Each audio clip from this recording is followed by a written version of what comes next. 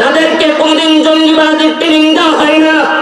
শুনে রাখো, এই মাদ্রাসাগুলোতে কি শিক্ষা দেওয়া হয়, এই মাদ্রাসাগুলোতে কি অর্জন করানো হয়, আল্লাহর রাসূল সাল্লাল্লাহু আলাইহি ওয়াসাল্লামকে কিভাবে চেনা যায়, কিভাবে কোরআন তেলাওয়াত সহিহ করে পড়া যায়, কিভাবে দ্বীনি ইলমকে মানুষের সামনে প্রচার করা যায়, সেই শিক্ষা দেওয়া হয় মাদ্রাসাগুলোতে, ঠিক কিনা? আর যারা মাদ্রাসায় পড়ে তারা কোনোদিন ছোট বড় হইতে পারে না, কথা বলেন ঠিক কিনা?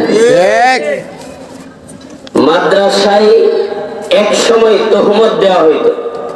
বলে তহমতটা কি? মাদ্রাসায় যারা পড়ে তাদেরকে জঙ্গিবাদের ট্রেনিং দেওয়া হয়। মাদ্রাসায় যারা পড়ে তাদেরকে অস্ত্র পাচারের ট্রেনিং দেওয়া হয়। মাদ্রাসায় যারা পড়ে তাদেরকে জঙ্গি তহমত দেওয়া হইতো।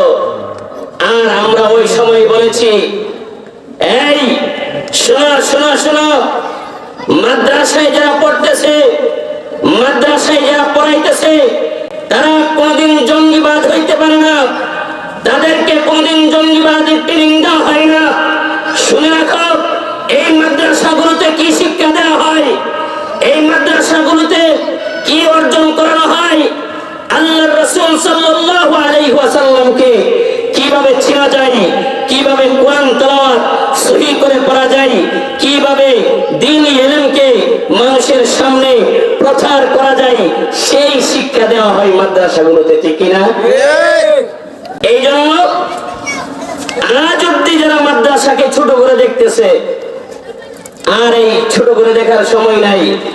সময় আসতেছে, একের পর এক সময় আসতেছে।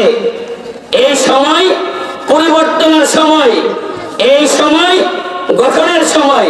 আশা করি সমস্ত উলামায়ে কিরামদেরও ভাগ্য পরিবর্তন হবে, কথা বলেন ঠিক কিনা? আল্লাহর কাছে দোয়া করি, আল্লাহ উলামায়ে কিরামগণ যেমন লাঞ্ছনা ভোগ করেছে, ওই লাঞ্ছনা থেকে তুমি মুক্তি দিয়েছো, তো তাদের সফলতার মুক্তিটাও আল্লাহ তুমি দিয়ে দাও। সকলে বলুন আমিন।